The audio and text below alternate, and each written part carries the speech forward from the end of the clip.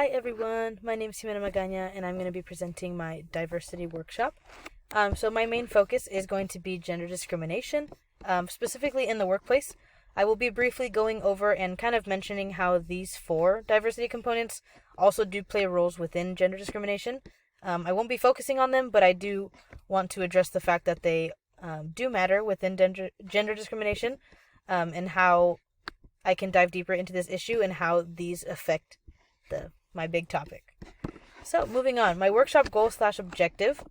So in my opinion, a successful gender inequality workshop should and would result in increased awareness of gender biases and stereotypes, a better understanding of the concept of gender equity, what that means, and how we can incorporate that, and a commitment to enacting positive change in personal and professional lives by the end of it.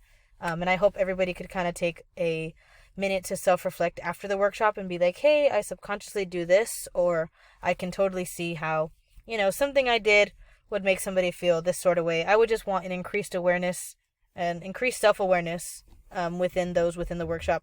And I think that would be really useful. So some objectives that I think would be really useful to kind of have come out of that workshop are increased awareness, like I just said, of gender biases and stereotypes. I would want to clarify the concept of gender equity, what it means, to emphasize it, and point out the clear difference between equity and equality. Understanding how gender inequality affects individuals, communities, and society in its entirety. It can seem like a very small, interaction, but learning to see how that interaction could then grow into something bigger, and something that this person maybe never forgets, something that they take into how they raise their kids. It could lead to literally so much. But just kind of understanding the effects of the way we communicate. Social skills in communicating effectively about these issues should be present or getting developed. And this workshop should also inspire participants to become advocates and challenge biases. So, current issues in this area of diversity, there are unfortunately very many, but here are some of the few. Sorry, I had a hiccup there. Unequal pay and benefits, sexual harassment and discrimination, an uneven work-life balance, kind of shown in this picture above, or to the side, sorry, family and maternity leave, lack of mentorship and sponsorship, double standards and expectations, and period shaming. So, how do these issues relate to universal design? Quote, when women do make partner, compensation numbers are problematic. Last year, male partners earned $959,000 on an average compared to $627,000 on average for female partners. This is a 53% difference. These numbers violate the first principle of universal design, equitable use, end quote. I have a second example of how flexibility in use is not considered in universal design when it comes to this specific situation. Quote, finally, if women taking off from maternity leave and struggling with re-entry into the workplace is an issue, a universal design solution would allow flex time so employees can successfully balance their professional and personal lives. Men would likely benefit from this flexibility too, end quote.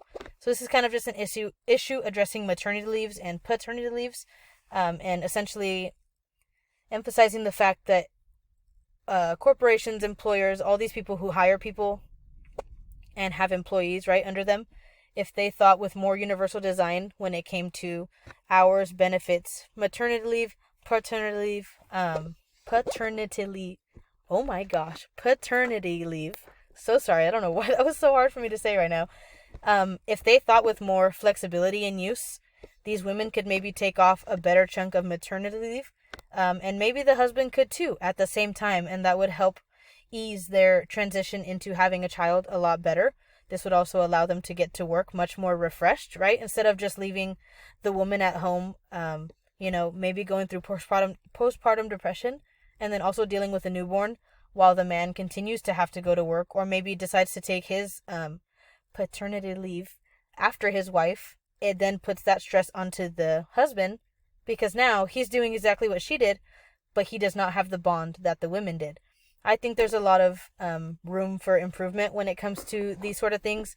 It's definitely something that is kind of not dreaded, but it's dreaded coming back to work from a leave like this one, because people do feel behind. People do feel, left out in a sense. They don't feel like they're ready to get back to work. They don't feel like they've had enough time with their baby, which is really, really sad. And that's just kind of something I wanted to talk on because it definitely affects both genders. And I also do want to kind of preface by saying I do not believe that women are the only gender experiencing gender discrimination. I do just think we do get most of it, just from my personal opinion. So, how workplaces should be designed. They should be designed with equitable wage practices, entry training on inclusivity, diversity, discrimination, and equity. They should be equipped with personnel who feel comfortable and confident being an ally and standing up to biases. And they should have women feeling safe, confident, and valued. And this is the quote from just the last slide, but another example of inequitable wages in the workplace.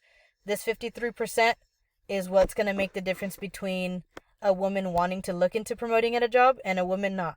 A woman wanting to, do the extra mile for her coworkers and, set somebody up for the next day versus not doing that. And this 53% is exactly why most women will not. Because they can see their male counterpart doing the exact same thing that they're doing, and get praised less for it, get paid less for it, a lot of these things. And honestly, this is something I'm kind of experiencing at work right now, unfortunately. Like, I do my job very, very well, and I know I do it very well, and my male counterparts do about the same work as me, honestly, maybe even a little less, and they get praised like an insane amount. Thankfully, there's not a wage difference between us, so that is nice that I don't have to worry about that aspect, like, bills-wise and all that stuff. I'm covered, and I know what I'm working for, but it also is pretty, diminishing or, oh my god, what's the word I'm thinking of? Not deteriorating, but, like, when you feel like you're just constantly being, like, bashed on for work that you think is really, really good, and somebody else goes and does it, and then they get the praise that you kind of want, and it's like, dang, like, I do that and more, and I'm getting, told certain things. So that really sucks. As someone who's kind of going through this entire issue right now, it's not fun, and it's not fair, and it's not equitable, and it's not a fun time. I don't know what else to say on that. So an excellent example of diversity, there is this program, called Girls Who Code, and they are an innovative leader when it comes to women empowerment, breaking down stereotypes within the gender gap of entry-level tech jobs.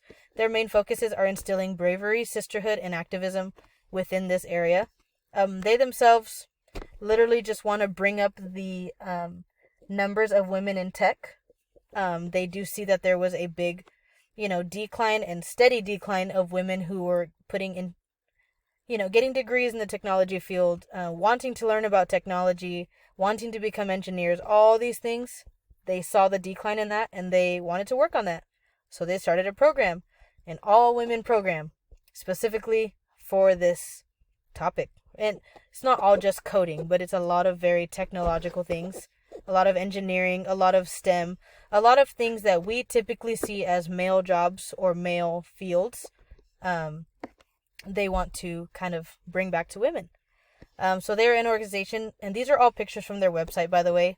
I honestly just loved everything that is here, and I didn't feel the need to, summarize it because I honestly do think it's really too good to try and summarize. So I'm just going to point out a couple of things here. They're an organization that value diversity, equity, and inclusion as essential to their mission, right? Like I said, these are their mission as well. Bravery, sisterhood, and activism. They acknowledge that historical and institutional barriers, particularly racial bias and discrimination, play a role in widening the gender gap in computer science. Their work focuses not only on gender diversity, but how young women who are historically underrepresented in computer science fields, so for example, underrepresented minority groups, low-income backgrounds, and lack of exposure. They acknowledge the values and intersections of race, ethnicity, gender, identity expression, class, sexual orientation, ability, age, and national origin. But they do welcome into their community programs anyone who identifies as female regardless of assignment at birth, which is really, really cool because that's just another level of inclusion and diversity that they are including, is not the typical woman, right? Our programs also welcome people who identify as non-binary or gender non-conforming and want to be in female-identified environment. Period. I love that they did that. I think that's really, really cool. They're for the girls. You know what I mean? Like, they're a very girl-driven organization, and I love that, and we need to see more of that. So, why my issue and my workshop are so important. So, gender bias affects everyone differently. And kind of going into this topic, we have men, we have women, and we have non-binary individuals, which you just mentioned. So, women in the workplace, they can experience gender discrimination by facing challenges, gender pay gap, limited access to leadership roles, sexual harassment. I also do want to add in here, like I said earlier, we get less mentorship opportunities because organizations and bosses and people, in those leadership positions would rather invest in a male in comparison to a female. Men, on the other hand, might be discouraged from pursuing a certain career, for example, in caregiving or other roles traditionally seen as female. And like I said in a previous assignment, I honestly don't know if it was for this class or another one, but why don't we see more males working in hair salons, and why don't we see more females working in the construction setting, right? It's because society tries to steer us a certain way, a certain path, and the second we try to steer off that path, society's kind of like almost gonna like bully you into going into the path that you're like set to or destined to because of your gender, which is totally not cool. So men are definitely affected by this as well. Non-binary individuals, on the other hand, face a unique set of challenges, as traditional gender roles don't accommodate their identities or who they want to identify as. This could lead to exclusion, misunderstanding, and honestly, for some people, some confusion too. They may want to identify as some characteristics being female and some characteristics being male, and that's totally okay. But it can lead to a bit of confusion when it comes to how they want to be treated, right? So understanding these differences is crucial for addressing the gender bias in an inclusive and effective way. And how we can learn more, generally, implementing a strong, oh my god, I forgot what that stands for. Oh my gosh, give me 1 second, it's on this. EEOC.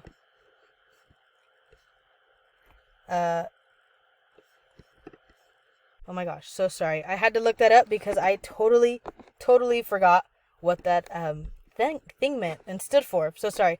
So Equal Employment Opportunities Commission. So the EEOC, that's what that stands for. So implementing a strong policy, obviously around these ideas, around that. Embrace at the top levels of the organization. So managers, supervisors, and employees on all contexts will enforce them and hold it accountable. When it comes to recruitment, hiring, and promotions, we can promote with these principles in mind, implementing the practices designed to widen the diversity of the pool, the pool of candidates considered for employment openings, including openings in upper level management. Now, terms, conditions, and privileges of employment, we can definitely protect against retaliation, provide clear and credible assurances that if employees make complaints or provide information related to complaints, the employer will protect employees from retaliation and consistently follow through on this guarantee. This is also something I am struggling with right now because I feel as though my complaints are not being heard and nothing is getting done about them, and that is a very, very, very frustrating experience. Now, when it comes to harassment, how we can learn more, assurance that the employer would take immediate and appropriate corrective action when determines that harassment has occurred. So these are all my resources, including the pictures that were all mentioned throughout my slides. Thank you so much, and I hope you learned something. Appreciate it.